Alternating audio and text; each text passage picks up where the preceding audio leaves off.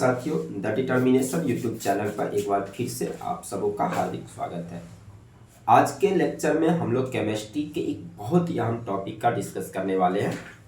यानी कि आज की हमारी जो टॉपिक है वो है ऑक्सीकरण अभिक्रिया, जिसको कि हम अपचयन अभिक्रिया के भी नाम से जानते हैं। ऑक्सीडेशन रिएक्शन क्या चीज़ है, बहुत ही इंपॉर्टेंट, चूँकि ये टॉपिक है हर प्रतियोगिता परीक्षाओं में, आप किसी भी कम्पिटिटिव लेवल पे जब होते हैं तो यहाँ से क्वेश्चन के आने की प्रोबेबिलिटी बहुत ज़्यादा होती है और अक्सर विद्यार्थी कंफ्यूज होते हैं। वर्तमान जो बदलते हुए ट्रेंड है उसमें प्रश्नों के पूछने का तरीका बदल जाते हैं तो कंफ्यूज कर जाते हैं।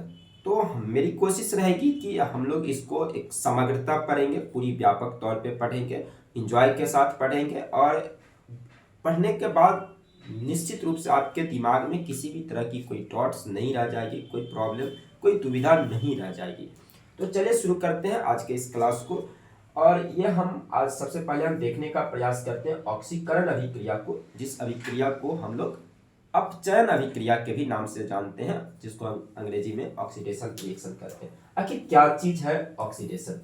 ऑक्सीडेशन, ऑक्सीकरण अभिक्रिया किसे कहते हैं? तो सामान्यतः हम इन दो बातों को तो जेहन में रख लेते हैं कि ऑक्सीजन से अभिक्रिया ऑक्सीकरण अभिक्रिया, हाइड्रोजन का वियोजन ऑक्सीकरण अभिक्रिया। लेकिन बदलते ट्रेंड में अब इससे काम आपकी चलती नहीं है। कभी वो आपको पूछ देगा कि विद्युत धनात्मक जो समूह है, विद्युत धनात्मक मूलक में वृद्धि ये क्या कहलाती है, विद्युत ऋणात्मक तत्व के साथ संयोग ये क्या कहलाता है, इलेक्ट्रॉन दान करना, इलेक्ट्रॉन ग्रहण करना, ऑक्सीकरण संख्या का बढ़ जाना, ऑक्सीकरण संख्या का घट जाना। तो इस तरह से कई बार आपको क्वेश्चन कंफ्यूज कर देंगे। फिर ऑक्सीकारक क्या है, अवकारक क्या है, रिड्यूसिंग एजेंट क्या है। तो हम लोग सबसे पहले समझने का प्रयास करते हैं कि आखिर ऑक्सीकरण की क्रिया है क्या। ठीक है, तो ये दो बात तो सबके जहन में रहती होगी, फिर भी हम इसको देखने का प्रयास करते हैं। ऑक्सीकरण मतलब कि अगर कोई पदार्थ ऑक्सीजन से अभिक्रिया करता है, जहां पर भी ऑक्सीजन से अभिक्रिया होगी तो उस अभिक्रिया को हम लोग ऑक्सीकरण अभिक्रिया कहेंगे। जहां ऑक्सीजन जुड़ेगा, हाइड्रोजन हटाया जाएगा। अब सरल शब्दों में अगर समझिए तो हाइड्रोजन को अगर हम भगाएं और ऑक्सीजन को लाएं तो ये जो अभिक्रिया है इसको हम ऑक्सीकरण अभिक्रिया कहते हैं। जैसे कि आप देख पा रहे होंगे कि कार्बन ऑक्सीजन से अभिक्रिया करता है और कार्बन ऑक्सीजन से अभिक्रिया करके कार्बन डाइऑक्साइड गैस बना रहा है। तो इस अभिक्रिया में हम क्या देख रहे हैं कि कार्बन ऑक्सीजन के साथ संयोजित हो रही है, जुड़ रही है। अगर हम कह रहे हैं सल्फर ऑक्सीजन के साथ अभिक्रिया करके सल्फर डाइऑक्साइड गैस बनाती है, तो इस अभिक्रिया में हमें क्या दिखाई पड़ रहा है कि सल्फर ऑक्सीजन के साथ जुड़ जा रही है। तो अगर किसी केमिकल रिएक्शन में अगर कोई रासायनिक अभिक्रिया ऐसा है जहां पे कि ऑक्सीजन जो है वो जुट रहा है, तो इस अभिक्रिया को हम ऑक्सीकरण अभिक्रिया कहेंगे। इसी को हम लोग जो है वो ऑक्सीडेशन कहेंगे। उसी तरह अगर हम हाइड्रोजन की कमी हो या हाइड्रोजन को लतिया दिया जाए, हाइड्रोजन को भगा दिया जाए, हाइड्रोजन का वियोजन हो, तो ऐसी जो अभिक्रिया होगी कि अगर किसी रासायनिक अभिक्रिया में, जैसे आप इस उदाहरण को देखिए, इस उदाहरण को समझने का प्रयास करें कि हाइड्रोजन सल्फाइड जो है वो ब्रोमीन से अभिक्रिया कर रही है और हाइड्रोजन सल्फाइड ब्रोमीन से अभिक्रिया के फलस्वरूप क्या देख रहे हैं आप कि यहाँ पे हाइड्रोजन सल्फाइड से, इस हाइड्रोजन सल्फाइड से हाइड्रोजन हटा और हाइड्रोजन हटने के बाद क्या मिला, सल्फर मिला। देख पा रहे हैं हाइड्रोजन सल्फाइड जो है H2S, इस H2S से क्या हटा है, इससे आप देखिए कि हाइड्रोजन हटा है और तब आपको क्या मिला है, सल्फर मिला है। तो ये जो रिएक्शन है जहां पे किसी यौगिक से, किसी तत्व से, किसी परमाणुओं के समूह से, अगर हम समझते हैं किसी भी यौगिक से, किसी भी पदार्थ से अगर हाइड्रोजन का वियोजन हो, हाइड्रोजन की संख्या में कमी आ जाए, हाइड्रोजन को हटा दिया जाए, तो ये जो केमिकल रिएक्शन है, इस केमिकल रिएक्शन को भी हम लोग ऑक्सीडेशन कहेंगे। जैसे यहाँ पे हाइड्रोजन सल्फाइड ब्रोमीन से अभिक्रिया करके हाइड्रोजन ब्रोमाइड बनाता है और सल्फर को अलग कर देता है। तो इस अभिक्रिया में H2S से हाइड्रोजन का वियोजन हुआ, इसलिए ये ऑक्सीडेशन हो गया। अब इस दोनों को देखिए, चूंकि अब बदलते ट्रेंड में इसके आने की प्रोबेबिलिटी बहुत ज्यादा होती है, ठीक ना। और ये भी क्वेश्चन आपको बहुत बार, आपको ये उदाहरण जो है यहाँ से आपको प्रश्न कंफ्यूज कर दिए जाएंगे। इन तीनों ही चीजों को समझने का प्रयास कीजिए कि अगर विद्युत ऋणात्मक तत्व की योग होती है, अगर विद्युत ऋणात्मक तत्व जुटता है या विद्युत धनात्मक तत्व घटता है तो इस रिएक्शन को भी हम लोग ऑक्सीडेशन कहेंगे। आराम से समझने का प्रयास करेंगे हम कि अगर कोई अभिक्रिया ऐसा हो, जैसे इस उदाहरण को देखें। सबसे पहले यहाँ पे फेरस है और ये फेरस सल्फर से अभिक्रिया कर रहा है।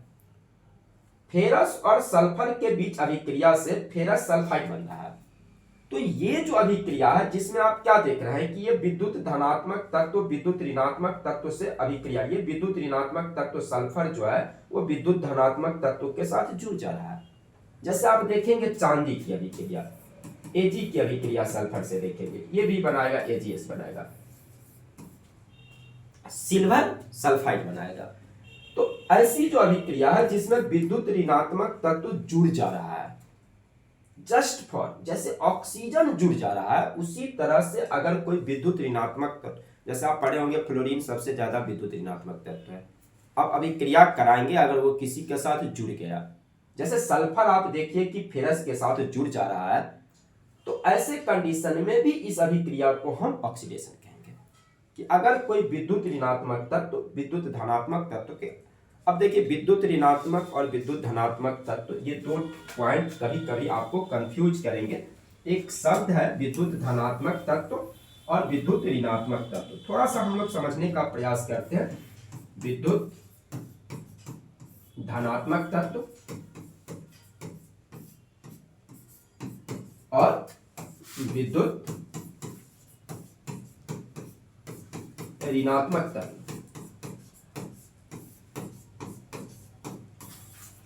देखिए विद्युत धनात्मक तत्व का क्या मतलब होता है? विद्युत धनात्मक तत्व का मतलब होता है कि ऐसे एलिमेंट जो इलेक्ट्रॉन को दान करने की प्रवृत्ति रखते हैं।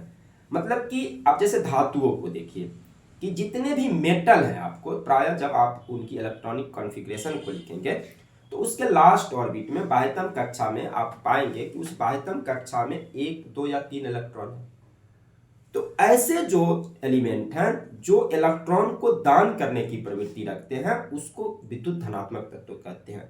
जैसे आमतौर पे धातु, आप एज पर एग्जांपल आपको अगर हम कहें कि जैसे आप सोडियम को लीजिए, सोडियम की परमाणु संख्या को देखिएगा तो इसकी परमाणु संख्या 11 होती है। परमाणु संख्या 11 हुआ, इसका मतलब कि इसमें प्रोटॉन की संख्या 11 है, इसमें इलेक्ट्रॉन की संख्या 11 है। तो अगर सोडियम को देखिए इसकी परमाणु संख्या 11 है और इसके इलेक्ट्रॉनों का अगर हम वितरण करेंगे तो इसके फर्स्ट सेल में फर्स्ट ऑर्बिट में 2 इलेक्ट्रॉन, दूसरे में 8 इलेक्ट्रॉन, तीसरे में 1 इलेक्ट्रॉन। तो आप देख रहे हैं कि इसके लास्ट ऑर्बिट में 1 इलेक्ट्रॉन है। प्राय सोडियम क्या करेगा, 1 इलेक्ट्रॉन का त्याग करके आपको अपना अष्टक पूरा करने लगा। अब देखते हैं केमिकल बॉन्ड जब पढ़ते हैं तो वहां पे आप पढ़े होंगे कि मुख्यतः 2 तरह के बॉन्ड, ठीक ना, एक आपको वैद्युत संयोजक बंधन जिसको हम लोग आयनिक बॉन्ड कहते हैं और एक सहसंयोजक बंधन इलेक्ट्रोवैलेंट बॉन्ड आप लोग वहां पढ़े होंगे। तो देखते होंगे कि जो इलेक्ट्रॉन दान करने की प्रवृत्ति रखते हैं तो इसको हम विद्युत धनात्मक तत्व कहेंगे। जैसे आप मैग्नीशियम को लीजिए, मैग्नीशियम की परमाणु संख्या 12 होती है। तो अगर मैग्नीशियम की परमाणु संख्या 12 है तो इसके इलेक्ट्रॉनों का वितरण क्या होगा, 2, 8 और 2। इसके बाह्यतम कक्षा में लास्ट ऑर्बिट में 2 इलेक्ट्रॉन है और अगर इसके लास्ट ऑर्बिट में 2 इलेक्ट्रॉन है तो ये अपना 2 इलेक्ट्रॉन त्याग करके अष्टक पूरा कर लेना चाहेगा, ये नियॉन जैसा बन जाना चाहेगा। तो जिसमें इलेक्ट्रॉन को दान करने की प्रवृत्ति होती है उसको कहते हैं विद्युत धनात्मक तत्व। तो सल्फर की परमाणु संख्या 16 होती है, यानी कि इसमें प्रोटॉन 16 है, इसमें इलेक्ट्रॉन 16 है। अगर हम इलेक्ट्रॉनों की सजावट को देखेंगे तो 2, 8, 4। इसके लास्ट ऑर्बिट में, सल्फर के लास्ट ऑर्बिट में आप देखिए कि 6 इलेक्ट्रॉन है।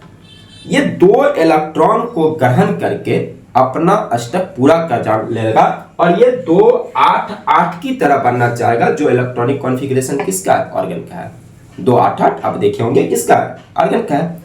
तो ये आर्गन की तरह बनने की प्रवृत्ति रखता है, मतलब इसके लास्ट ऑर्बिट में 6 इलेक्ट्रॉन है और ये 2 इलेक्ट्रॉन को ग्रहण करके अपना अष्टक पूरा कर लेना चाहेगा। तो जिन तत्वों में इलेक्ट्रॉन को ग्रहण करने की प्रवृत्ति होती है वो विद्युत ऋणात्मक तत्व कहलाते हैं। जैसे आप दूसरे उदाहरण से समझिए, क्लोरीन को देखिए, क्लोरीन की परमाणु संख्या 17 होती है 2 8 7 इसकी आपको इलेक्ट्रॉनों का वितरण होगा। लास्ट ऑर्बिट में 7 इलेक्ट्रॉन है। अगर लास्ट ऑर्बिट में 7 इलेक्ट्रॉन है तो ये एक इलेक्ट्रॉन को ग्रहण करने की प्रवृत्ति रखता है अपना स्टेप पूरा करने के लिए। और यही कारण है कि ये क्या हो गए, विद्युत ऋणात्मक तत्व हो गए। ये विद्युत ऋणात्मक तत्व हो गया, ये विद्युत धनात्मक तत्व है। तो इस रिएक्शन में अब अगर आप रिटर्न बैक करिए यहाँ पे कि फेरस जो है वो सल्फर से अभिक्रिया कर रहा है। सल्फर कैसा तत्व है, ये विद्युत ऋणात्मक तत्व है। तो ये विद्युत ऋणात्मक तत्व फेरस के साथ जुड़ जा रहा है, संयोजन अभिक्रिया एक तरह से हो जा रही है। इसलिए इसको हम लोग कहेंगे, क्या कहेंगे, ऑक्सीडेशन कहेंगे। जस्ट लाइक जैसे ऑक्सीजन से जुड़ना ऑक्सीकरण है, उसी तरह विद्युत ऋणात्मक तत्व से जुड़ना भी ऑक्सीकरण है। और बदलते ट्रेंड में अब इधर से क्वेश्चन आएंगे और आप प्रायः देखिएगा कि बच्चे भी और शिक्षक भी इस चीज को पढ़ लेते हैं। ऑक्सीजन का संयोजन, हाइड्रोजन का वियोजन पढ़ा दिया जाता है और इसको हम लोग इनफ कर लेते हैं और पता चलता है कि परीक्षा हॉल में हमारी प्रश्न छूट जाती है। तो ध्यान रखेंगे, विद्युत ऋणात्मक तत्वों से जुड़ना भी ऑक्सीडेशन है। उसी तरह से जैसे हाइड्रोजन का हटना ऑक्सीडेशन है, उसी तरह विद्युत धनात्मक तत्व का हटना भी ऑक्सीडेशन है। अगर विद्युत धनात्मक तत्व में कमी आती है या विद्युत धनात्मक तत्व हट रहे हैं, जस्ट लाइक हाइड्रोजन की तरह, जैसे हाइड्रोजन अगर हट रहा है तो ऑक्सीडेशन है, उसी तरह अगर विद्युत धनात्मक तत्व में कमी होती है, विद्युत धनात्मक तत्व हटता है, तो ऐसे कंडीशन में भी क्या होती है, ऑक्सीडेशन होती है। जैसे आप इस उदाहरण को देखिए, यहाँ पे Ki पोटेशियम आयोडाइड है। पोटेशियम आयोडाइड की अभिक्रिया हम H2O2 से कराते हैं और यहाँ पे आप देखिए कि आयोडीन अलग हो जा रहा है। अब इस रिएक्शन को थोड़ा ध्यान से समझने का प्रयास करेंगे कि पोटेशियम आयोडाइड है और पोटेशियम आयोडाइड से रिएक्शन जब हो रहा है तो यहाँ पे आयोडीन अलग हो रहा है। पोटेशियम देखिए कि आयोडीन मिला है, यानी यहां से पोटेशियम अलग हो गया Ki से। एकदम आराम से समझने का प्रयास कर रहे हैं। देखिए Ki, अब इस Ki से जब K को हम हटा देते हैं तभी हमको आयोडीन मिलता है, तभी हमको ये आयोडीन मिला।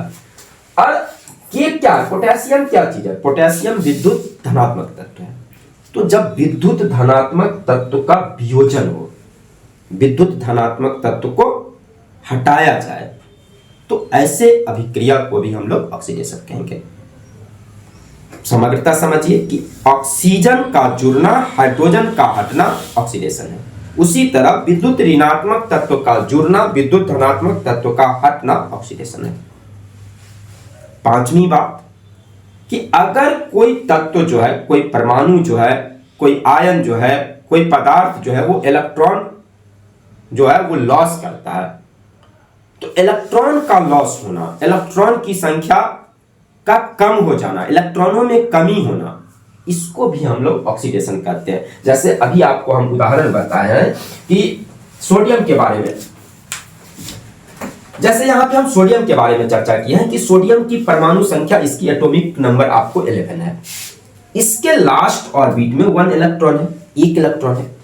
ये 1 इलेक्ट्रॉन, जैसे हम एक आपको रिएक्शन दिखा रहे हैं, जैसे आप आयनिक बॉन्ड को पढ़े होंगे,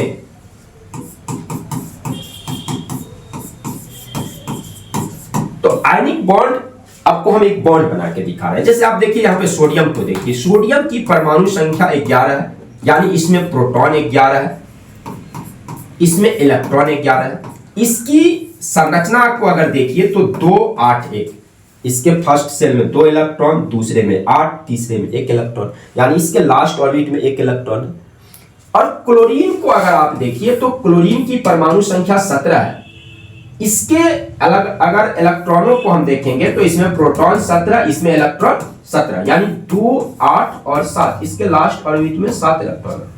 सोडियम क्या करता है, अपना 1 इलेक्ट्रॉन का त्याग करता है। अब सोडियम को देखिए, ये 1 इलेक्ट्रॉन लॉस किया, 1 इलेक्ट्रॉन, और जब 1 इलेक्ट्रॉन का त्याग किया तो होगा क्या कि अब इलेक्ट्रॉन की जो संख्या है वो हो गया यहाँ पे 11 से घट के 10।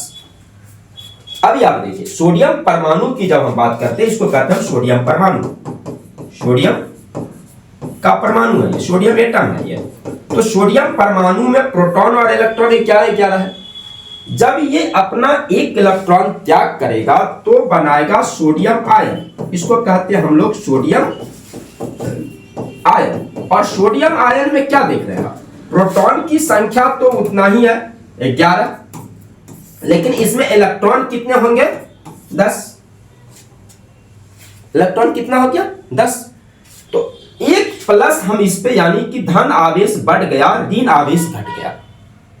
तो हम कह सकते हैं कि ये जो रिएक्शन है जहां पे इलेक्ट्रॉन लॉस किया, ये इलेक्ट्रॉन अगर क्लोरीन ग्रहण कर लिया तो आप क्या कर रहे हैं कि क्लोरीन इलेक्ट्रॉन गेन कर रहा है, सोडियम इलेक्ट्रॉन लॉस कर रहा है। इस इलेक्ट्रॉन को क्लोरीन ग्रहण कर लेगा एक इलेक्ट्रॉन को, तो इसमें क्या होगा, ऋण आवेश की संख्या बढ़ जाएगी, इलेक्ट्रॉन की संख्या 18 हो जाएगी। तो हम करते हैं Cl- एक ऋणात्मक चार्ज को वहां पे ऊपर में लिख देते हैं। तो आप क्या देख रहे हैं कि यहाँ ऋण आवेश बढ़ गया। यही दोनों अभिक्रिया करके अगर आप समझेंगे तो सोडियम आयन और क्लोराइड आयन आपस में अभिक्रिया करके बना लिया NaCl, सोडियम क्लोराइड। दरअसल रिएक्शन ऐसे होते हैं, बॉन्डेशन ऐसे बना। तो यहां पे हम क्या देख रहे हैं कि सोडियम इलेक्ट्रॉन लॉस कर रहा है, क्लोरीन इलेक्ट्रॉन गेन कर रहा है। तो जब इलेक्ट्रॉन लॉस करेगा कोई, इलेक्ट्रॉन दान करेगा कोई, इलेक्ट्रॉन त्याग करेगा कोई, तो इसको हम लोग ऑक्सीडेशन कहेंगे। अब इसको थोड़ा सा कंफ्यूज किया जाएगा आपको एग्जामिनेशन हॉल में। अगर ऐसे समझिए कि हम ये कहें कि इलेक्ट्रॉन लॉस किया, इसका मतलब ये हुआ कि धन आवेश की संख्या बढ़ गई। तो आपसे क्वेश्चन ऐसे पूछ दिए जाएंगे, धन आवेश की संख्या का बढ़ना, इसमें से कौन ऑक्सीकरण कहलाता है? तो धन आवेश का बढ़ जाना ऑक्सीकरण है, ऋण आवेश का घट जाना ऑक्सीकरण है, लॉस ऑफ इलेक्ट्रॉन ऑक्सीकरण है, ऑक्सीडेशन है। तो इसी बात को कई तरह से हम समझ सकते हैं, यानी कि अगर आप समझने का यहाँ पे प्रयास करें कि जब इलेक्ट्रॉन कम होता है, यानी कि हम इसको ऐसे लिख सकते हैं कि इलेक्ट्रॉन का त्याग, इलेक्ट्रॉन का त्याग, उसी को हम कहें इलेक्ट्रॉन की कमी, इलेक्ट्रॉन की संख्या में कमी, या इसी को हम दूसरे तरह से ले कि धन आवेश का बढ़ जाना, धन आवेश का बढ़ जाना। ऐसे समझिए धनायन बनना, धनायन बनना। जैसे आप देखिए सोडियम परमाणु सोडियम आयन बना रहा है जो धनायन है। तो अगर धनायन बन रहा है, धन आवेश की संख्या बढ़ रही है, ऋण आवेश की संख्या में कमी आ जा रही है, ऋण आवेश इलेक्ट्रॉन की संख्या में कमी आ जा रही है। एक लाइन में अगर हम समझे तो loss of electron, loss of electron, loss of electron equal to oxidation. तो ये चीज हो गई ऑक्सीकरण के, ये तमाम की ऑक्सीकरण किसको कहते हैं? ऑक्सीजन से संयोग या हाइड्रोजन का वियोग, ऑक्सीजन से जुड़ना, हाइड्रोजन का हटना ऑक्सीडेशन है। विद्युत ऋणात्मक तत्व से जुड़ना, विद्युत धनात्मक तत्व का हटना ऑक्सीडेशन है। इलेक्ट्रॉन का त्याग करना, इलेक्ट्रॉन की संख्या में कमी आना, ऋण आवेश घट जाना, धन आवेश बढ़ जाना, धनायन बना लेना, ये सभी क्या हो गए? ऑक्सीडेशन हो गए। तो ऑक्सीडेशन को मुझे नहीं लगता है कि अब आप किसी भी तरह से समझिएगा, ऑक्सीडेशन को समझने में कोई दिक्कत नहीं है। कहीं से भी किसी भी तरह से अगर आपसे प्रश्न पूछे जाते हैं किसी भी कॉम्पिटिटिव लेवल में, तो आप ऑक्सीडेशन को समझ पाएंगे। जैसे हम विभिन्न उदाहरणों के जरिए ऑक्सीकरण को, ऑक्सीडेशन को समझने का प्रयास करते हैं। आप कई सारे एग्जाम्पल हैं, आप इन एग्जाम्पलों को देखिए तो आप समझ पाएंगे कि कैसे ऑक्सीकरण। जैसे आप देखिए यहाँ पे मैग्नीशियम ऑक्सीजन से अभिक्रिया कर रहा है, और मैग्नीशियम ऑक्सीजन से अभिक्रिया कर रहा है, इसमें ऑक्सीजन जुड़ जा रहा है, और ऑक्सीजन जुड़ के क्या बना? मैग्नीशियम ऑक्साइड बना। तो ऑक्सीजन से संयोजन, यहाँ पे क्या हुआ? ये जो है मैग्नीशियम किससे संयोजित हुआ? ऑक्सीजन से संयोजन हो गया। तो ऑक्सीजन से संयोजन, ऑक्सीजन से जुड़ना, ये ऑक्सीडेशन है। आप यहां पे देखिए सल्फर ऑक्सीजन से जुड़ रही है, और क्या बना? सल्फर डाइऑक्साइड गैस बना। तो किसका ऑक्सीडेशन हुआ? मैग्नीशियम का ऑक्सीडेशन हुआ। किसका ऑक्सीडेशन हुआ? सल्फर का ऑक्सीडेशन हुआ। अब यहाँ पे देखिए कि कॉपर ऑक्सीजन से अभिक्रिया करता है, CuO बना लिया, कॉपर का ऑक्सीडेशन हुआ, कॉपर ऑक्सीजन के साथ जुड़ जा रही है। हाइड्रोजन ऑक्सीजन के साथ जुड़कर जल बना रहा है, 2H2 प्लस O2। अब देखिए यहाँ 2H2 बना तो हाइड्रोजन के साथ क्या हो रहा है, ऑक्सीजन का जुड़ाव हो रहा है और बन रहा है जल। इसी चीज को आपको प्रश्न पूछ दिया जाता है कि हाइड्रोजन ऑक्सीजन के साथ जलकर क्या बनाता है। ये दहन की अभिक्रिया जो अभी हम लोग थोड़ी देर में चर्चा करेंगे। तो यहाँ पे ध्यान देते हैं कि ऑक्सीजन और हाइड्रोजन ये दोनों जुड़ के क्या बना रहा, जल बना रहा। कार्बन ऑक्सीजन के साथ संयोजित होकर कार्बन डाइऑक्साइड गैस बनाया। तो ऐसे जितने भी एग्जाम्पल हो जहां पे ऑक्सीजन से संयोजन हो रहा है, ऑक्सीजन जुड़ रहा है। अब देखिए फेरस को ऑक्सीजन के साथ अभिक्रिया करता है, फेरिक ऑक्साइड बनाता है। जब आप देखिएगा लोहे में जंग लगता है, तो लोहे में जंग लगना यही चीज है कि लोहा जो है वो ऑक्सीजन और जो जलवाष्प की उपस्थिति में ऑक्सीजन से अभिक्रिया करके ये Fe2O3 बनाता है, जिसको कहते हैं फेरिक ऑक्साइड। इसको कहते हैं हम लोग फेरिक ऑक्साइड। यही फेरिक ऑक्साइड जो गहरे लाल भूरे रंग की परत के रूप में लोहे के ऊपर जम जाता है, जिसको हम कहते हैं जंग, जिसको हम सामान्य भाषा में क्या कहते हैं, जंग कहते हैं। तो ये लोहे में जंग लगना पूछ दिया जाएगा आपको किस तरह का रिएक्शन है। लोहे में जंग लगना ऑक्सीडेशन है। जितने भी मेटल है, अगर कोई भी ऐसा मेटल है जिसका संक्षारण हो रहा है, तो आंख बंद करके हमको लगा देना है कि ऑक्सीडेशन है, ऑक्सीकरण हो रहा है। जैसे आपको पूछ दिया जाएगा कि चांदी धुंधली पड़ जाती है, चांदी की चमक का फीकी पड़ जाना, काला हो जाना चांदी का, ठीक ना, ये क्या चीज है, तो ऑक्सीडेशन है। क्या होता है चांदी को, अगर आप देखिएगा, अभी हम एक उदाहरण आपको इसके बारे में बताए थे कि सिल्वर जो है आमतौर पे ये ऑक्सीजन से अभिक्रिया नहीं करता है। महत्वपूर्ण चीज है। देखिए ये क्यों पूछा जाता है सिल्वर के साथ, तो सिल्वर सल्फाइड जो है बनता है, तब आपको देखिएगा कि सिल्वर काला बनेगा। यहाँ पे ऑक्सीजन नहीं है, तो विद्यार्थी कंफ्यूज कर जाते हैं कि ऑक्सीजन तो है नहीं, यानी सिल्वर की आपको ऑक्सीजन से रिएक्शन हो नहीं रही है, तो फिर ऑक्सीडेशन कैसे लगाएंगे आप। अभी आपको हम बतलाए थे कि आप देखिए Ag जो है, सिल्वर जो है वो सल्फर से जुड़ेगा, ये AgS बनाएगा, सिल्वर सल्फाइड बनाता है। ये S क्या है, अभी बताया है आपको कि ये विद्युत ऋणात्मक तत्व है, और विद्युत ऋणात्मक तत्व से जुड़ना ऑक्सीडेशन है।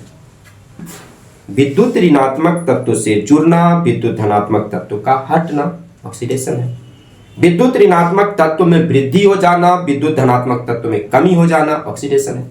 अभी आपको हम समझाएं, इलेक्ट्रॉन का त्याग करना यानी धनायन बना लेना, इलेक्ट्रॉन की संख्या में कमी आ जानी, ये ऑक्सीडेशन है। तो जब तक आप व्यापक तौर पे चीजों को नहीं समझ रहे हैं, आज के कॉम्पिटिटिव दौर में आप प्रश्नों को पिक करने की स्थिति में नहीं होंगे। और वो ट्रेंड गया जहां पे केवल आपसे ये अपेक्षा की जाती है कि केवल आप ये समझे कि ऑक्सीजन से जुड़ना और हाइड्रोजन का हटना ऑक्सीकरण है, तो इससे अब आपकी काम चलने वाली नहीं है। इसलिए इस बात को समझना बहुत जरूरी है कि विद्युत ऋणात्मक तत्व से संयोजन ये भी ऑक्सीडेशन है। तो चांदी का धुंधला हो जाना, चांदी की चमक का फीकी पड़ जाना, ये ऑक्सीडेशन रिएक्शन का उदाहरण है। CH4 ऑर्गेनिक केमिस्ट्री पढ़े होंगे आप लोग, इसको मीथेन कहते हैं। मीथेन ऑक्सीजन से अभिक्रिया कर रहा है, तो यहां कार्बन डाइऑक्साइड गैस बना और जल बना। क्या देख रहे हैं हम कि यहां पर ये कार्बन जो है वो ऑक्सीजन से संयोजित हो रही है। ऐसे समझिए मीथेन से हाइड्रोजन हट रहा है, यहां से हाइड्रोजन हटा, कार्बन के साथ ऑक्सीजन जुड़ा, तो हाइड्रोजन का हटना, ऑक्सीजन का जुड़ना, यही तो ऑक्सीडेशन है। तो यहां पे क्या हो रहा है, मीथेन का ऑक्सीडेशन हो रहा है। अब देखिए carbon monoxide CO carbon monoxide, carbon monoxide oxygen से अभिक्रिया करके कार्बन डाइऑक्साइड बनाया। तो यहां पे क्या देख रहे हैं कि ऑक्सीजन जुड़ गया। कार्बन मोनोऑक्साइड में ऑक्सीजन कितने परमाणु, एक परमाणु है, या कार्बन डाइऑक्साइड ऑक्सीजन के दो परमाणु आके ऑक्सीजन का जुड़ाव हो रहा है, ठीक ना। तो जब ऑक्सीजन जुड़ा ऑक्सीडेशन है। अब एक महत्वपूर्ण बात, जैसे अक्सर कंफ्यूज करते हैं हम लोग कि रिड्यूसिंग एजेंट किसको कहते हैं। देखिए जिसका भी ऑक्सीकरण हुआ, किसका ऑक्सीकरण हुआ, मैग्नीशियम का। किसका ऑक्सीकरण हुआ, सल्फर का। किसका ऑक्सीकरण हुआ, कॉपर का। किसका ऑक्सीकरण हुआ, हाइड्रोजन का। किसका ऑक्सीकरण हो रहा है इसमें, कार्बन का। तो जिसका ऑक्सीकरण होता है उसी को कहते हैं अवकारक। एक पॉइंट आपसे पूछे जाते हैं, अपकारक उदाहरण दे पूछ दिए जाएंगे कि इनमें से कौन अपकारक है। अपकारक जिसको हम कहते हैं रिड्यूसिंग एजेंट या इसी को हम अपचायक कहते हैं। तो यहां से क्वेश्चन होगी, इस पे हम चर्चा करेंगे, लेकिन पहले समझने का प्रयास करते हैं हम बेहतर ढंग से। और आगे के स्लाइड में हमें पढ़ना नहीं पड़ेगा, यहीं पे हम इस चीज को समझ लेते हैं, बहुत ही आसानी से हम इस बात को समझ लेंगे। अगर हम ऑक्सीकरण को समझ रहे हैं तो जिसका ऑक्सीकरण हो रहा है, जिसका ऑक्सीडेशन हो रहा है, दरअसल उसी को कहेंगे हम लोग क्या चीज, अपकारक। यानी कि यहाँ पे अगर आप देखिए कि इन समीकरणों में आपको हम कहें कि बताइए अपकारक को ढूंढिए, यानी अपचायक को ढूंढिए, रिड्यूसिंग एजेंट को ढूंढिए, उल्टा बात है। देखिए हम ऑक्सीडेशन पढ़े हैं और ऑक्सीडेशन में किसको ढूंढ रहे हैं, अपकारक को ढूंढ रहे हैं। एक लाइन में है, नहीं तो फिर आप पढ़ते रह जाइए, कुछ पढ़ लीजिए, आपके दिमाग में कुछ नहीं रहेगा, फिर आप भूल जाएंगे। एकदम कॉन्सेप्ट की बात है कि जिसका ऑक्सीडेशन होता है उसी को हम अपकारक कहेंगे। इन समीकरणों में देखिए किसका ऑक्सीडेशन हुआ, मैग्नीशियम का, तो ये अपकारक हुआ। सल्फर ऑक्सीकारक हुआ, carbon, copper, hydrogen, carbon, ferrous, methane, carbon monoxide, ये सभी क्या हो गए, अपकारक हो गए। तो आपको कोई कभी कभी क्या होगा कि 4 विकल्प दिए जाएंगे और कहेंगे कि इसमें रिड्यूसिंग एजेंट कौन सा है, अपकारक कौन सा है, आपको ढूंढना रहता है। या आपको एक इक्वेशन दे दिया जाएगा और पूछ दिया जाएगा कि इस इक्वेशन में रिड्यूसिंग एजेंट कौन सा है, अपकारक कौन सा है। तो अगर हम ऑक्सीकरण को समझ रहे हैं, ऑक्सीडेशन को समझ रहे हैं, तो हम अपकारक को पिक कर लेंगे। जैसे आपको हम और उदाहरण दिखा रहे हैं।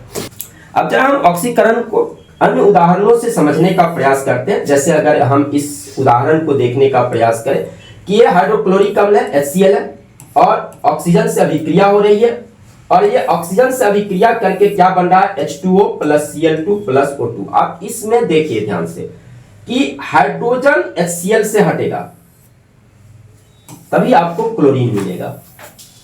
आपको देखिए यहाँ पे हाइड्रोक्लोरिक अम्ल अभिक्रिया के फलस्वरूप क्लोरीन बना रहा है, इसका मतलब है कि हाइड्रोक्लोरिक अम्ल से हाइड्रोजन का वियोजन हो रहा है, हाइड्रोजन हट रहा है। तो हाइड्रोजन के हटने की क्रिया ऑक्सीडेशन की क्रिया। तो यहाँ पे किसका ऑक्सीडेशन हुआ, HCl का ऑक्सीडेशन हुआ, तो ये अपकारक हो गया, ये हो गया अपकारक। अब जैसे यहाँ पे देखिए हाइड्रोजन ब्रोमाइड है, ये आपको MnO2 से अभिक्रिया कर रहा है, मैग्नीशियम ऑक्साइड से अभिक्रिया कर रहा है, और मैग्नीशियम ब्रोमाइड H2O और ब्रोमीन बन रहा है, अलग हो रहा है। अब ध्यान से देखिए इस रिएक्शन को कि HBr से हमको Br अलग मिला, यहाँ पे Br अलग हो गया। तो कौन हटा यहाँ से, हाइड्रोजन हटा। हाइड्रोजन ब्रोमाइड से हाइड्रोजन का वियोजन हुआ, हाइड्रोजन हटा, हाइड्रोजन हटा, तब क्या बना, Br बना, ब्रोमीन बना। तो जब हाइड्रोजन का वियोजन होगा तो इस रिएक्शन को हम लोग क्या कहेंगे, ऑक्सीकरण अभिक्रिया कहेंगे। और ऑक्सीकरण अभिक्रिया में आप देख रहे हैं कि जिसका ऑक्सीकरण हुआ है, HBr का ऑक्सीकरण हुआ है, तो हाइड्रोजन ब्रोमाइड क्या हो गया, अपकारक हो गया। इसी को हमको क्या कहते हैं, अपचायक कहते हैं। अंग्रेजी में हम इसको रिड्यूसिंग एजेंट कहते हैं। ठीक है, जैसे कि आप इसको देखिए, अभी हम बताए थे कि मैग्नीशियम की परमाणु संख्या होती है 12। मैग्नीशियम की परमाणु संख्या 12 होती है। अगर हम इलेक्ट्रॉनों की सजावट को देखें, परमाणु संख्या 12, that means proton equal to 12, electron equal to 12। Proton 12, electron 12, यानी कि 2 8 2। अगर हम सेलों में इलेक्ट्रॉन को बना भरे तो फर्स्ट ऑर्बिट में 2 इलेक्ट्रॉन, सेकेंड ऑर्बिट में 8 इलेक्ट्रॉन, और थर्ड में यानी लास्ट ऑर्बिट में अगर आप देखिए, बाह्यतम कक्षा में आप अगर देखिए तो 2 इलेक्ट्रॉन। ये अपना 2 इलेक्ट्रॉन त्याग किया। तो जब 2 इलेक्ट्रॉन त्याग किया तो ये जो है मैग्नीशियम परमाणु, इसको हम लोग क्या कहते हैं, मैग्नीशियम एटम है, मैग्नीशियम परमाणु, मैग्नीशियम परमाणु। तो जब ये 2 इलेक्ट्रॉन का त्याग करके अपना अष्टक पूरा किया, 2 8 का इलेक्ट्रॉनिक कॉन्फ़िगरेशन प्राप्त करेगा, मतलब ये नियॉन की तरह बनना चाह रहा है, यानी का 10 है, 2 8। तो इसका स्ट्रक्चर पूरा हो जाएगा। और इसमें क्या होगा कि अब जब ये 2 इलेक्ट्रॉन दान किया तो प्रोटॉन तो उतना ही रह गया 12 का 12, लेकिन इलेक्ट्रॉन हो गया number of electron equal to 10, ऋण आवेश घट गया। तो जब ऋण आवेश घट जाए तो इसको हम लोग ऑक्सीडेशन कहेंगे। अगर इलेक्ट्रॉन का त्याग हो तो ऑक्सीडेशन है, धन आवेश बढ़ जाए तो ऑक्सीडेशन है, ठीक ना। धनायन बना, इसको क्या कहते हैं हम लोग, मैग्नीशियम आयन, इसको हम लोग कहते हैं मैग्नीशियम आयन। और जब मैग्नीशियम आयन बढ़ा तो इसमें क्या देख रहे हैं कि 2 इलेक्ट्रॉन का त्याग किया, 2 यानी कि ये 10 हो गया, ये 12 हो गया, प्रोटॉन की संख्या 2 ज्यादा है, इसके ऊपर हम 2 प्लस का चिन्ह लगा दिए, यानी ये 2 इलेक्ट्रॉन का त्याग किया है। तो ये बहुत इंपॉर्टेंट है क्योंकि ये पूछे जाएंगे आज के बदलते ट्रेंड में। ऑक्सीडेशन से सबसे ज्यादा आने की प्रोबेबिलिटी इसी बात की होती है कि इलेक्ट्रॉन का loss of electron equal to oxidation, ठीक है। या आप कह सकते हैं धनायन बनना ऑक्सीडेशन है। जैसे यहां पे सोडियम के बारे में ये भी आपको हम बता चुके हैं, 11 होती है, 2 8 1, एक इलेक्ट्रॉन का त्याग करेगा तो बन गया सोडियम आयन। तो ये क्या हो गया, ये अवकारक हुआ, ये अवकारक हो गया, मैग्नीशियम अवकारक हो गए।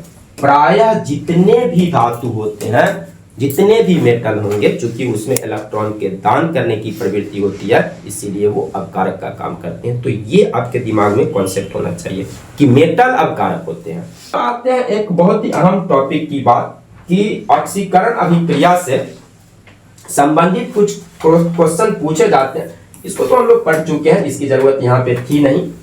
तो एग्जाम्पल पूछे जाते हैं, इसकी डिस्कस हो गई है। लोहे में जंग लगना, लोहे में जंग लगना क्या बना था, फेरिक ऑक्साइड।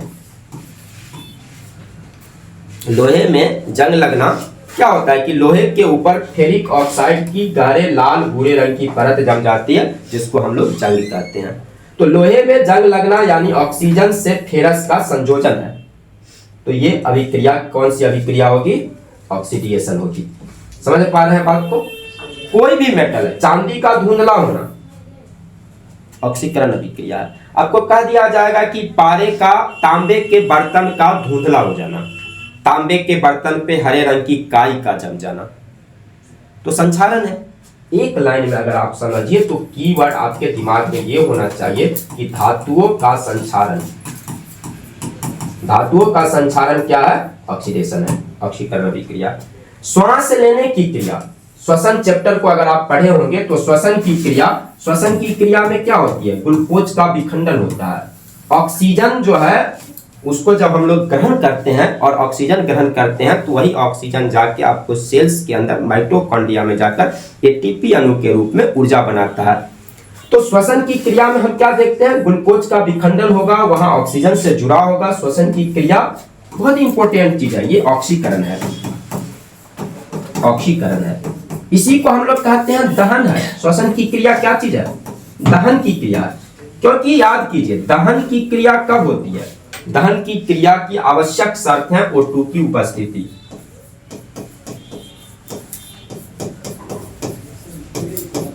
अगर ऑक्सीजन नहीं है तो दहन की क्रिया नहीं हो सकती है। तो श्वसन की क्रिया एक दहन की क्रिया। विद्यार्थी कंफ्यूज करते भैया क्या दहन होता है, इसमें ग्लूकोज का दहन होता है। किसका दहन होता है, ग्लूकोज का दहन होता है, ग्लूकोज का विखंडन होता है। श्वसन की क्रिया के फलस्वरूप ग्लूकोज का विखंडन होता है, ग्लूकोज का दहन होता है, इसीलिए हम श्वसन को दहन कहते हैं। चूंकि दहन एक ऑक्सीडेशन है, ऑक्सीकरण अभिक्रिया, तो हम श्वसन को ऑक्सीकरण अभिक्रिया कह सकते हैं, श्वसन को हम दहन कहते हैं। दहन की कौन सी टाइप्स है, तो ये मंद दहन है। तो बायोलॉजी की चीज है, हालांकि श्वसन चैप्टर में हम लोग इस चीज को डिस्कस करेंगे बेहतर ढंग से, लेकिन आपको इस तरह से प्रश्न पूछ दिए जाएंगे श्वसन के बारे में केमिस्ट्री से जोड़कर। तो हमेशा ध्यान रखेंगे कि श्वसन दहन है, मंद दहन है, ऑक्सीकरण है, ग्लूकोज का दहन है, जैसे समझ लेते हैं। जैसे आप यहाँ पे देखिए कि जाड़ों के दिनों में हरी घास का पीली पड़ जाना, या आपको कहेगा फलों का पक जाना, भूरा हो जाना, पीला हो जाना, क्या चीज है, तो ये सभी ऑक्सीडेशन है। हरी घास की का पीला पड़ जाना, जाड़े के दिनों में उस पर ओस पड़ता है, आप देखिएगा फिर वो पीला हो जाता है। या आपको कहेगा फलों का भूरा हो जाना, पीला हो जाना, पक जाना, ये क्या चीज है? तो ये ऑक्सीडेशन है।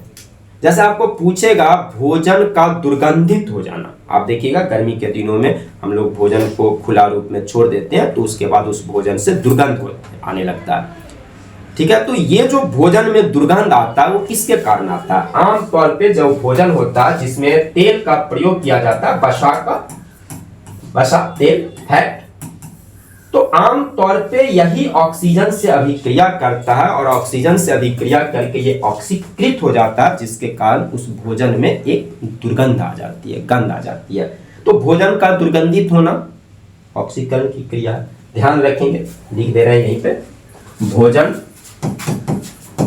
में दुर्गंध। तो भोजन का दुर्गंधित होना, विषाक्त हो जाना, ये ऑक्सीडेशन रिएक्शन है। उम्मीद कर रहे होंगे कि आप लोग समग्रता ऑक्सीकरण को समझ रहे होंगे। आखिरी बार हम थोड़ी सी दोहरा लेते हैं 2 मिनट के अंदर कि ऑक्सीजन से संयोजन, हाइड्रोजन का निष्कासन ऑक्सीडेशन है। विद्युत ऋणात्मक तत्व में बढ़ोतरी, विद्युत ऋणात्मक तत्व से जुड़ना, विद्युत धनात्मक तत्व का हटना ऑक्सीडेशन है। Loss of electron equal to oxidation, मतलब इलेक्ट्रॉन का ह्रास, इलेक्ट्रॉन का त्याग, इलेक्ट्रॉन की संख्या में कमी ऑक्सीडेशन है। धन आवेश का बढ़ जाना, धनायन का बनना ऑक्सीडेशन है, ठीक है। और जिसका ऑक्सीडेशन होगा वो अवकारक हुआ, वो रिड्यूसिंग एजेंट हुआ। सभी धातु के लवण अगर है, ठीक ना, अगर फेरस क्लोराइड है, फेरस सल्फेट है, वो क्या है? सभी फेरस के लवण होते हैं। फेरस क्लोराइड है FeCl2, FeCl2, FeSO4 सल्फेट है फेरस के। हाइड्रा एसिड है, ये बहुत इंपॉर्टेंट है, ये आपको सीधे क्वेश्चन में पूछ दिए जाएंगे। विकल्प में प्राय ये तीनों बहुत बार रहते हैं, इसलिए हम इसको लिख दिए हैं कि ये हाइड्रोजन आयोडाइड है, हाइड्रोजन है, हाइड्रोजन ब्रोमाइड है, ठीक ना, ये HBr हाइड्रोजन ब्रोमाइड है।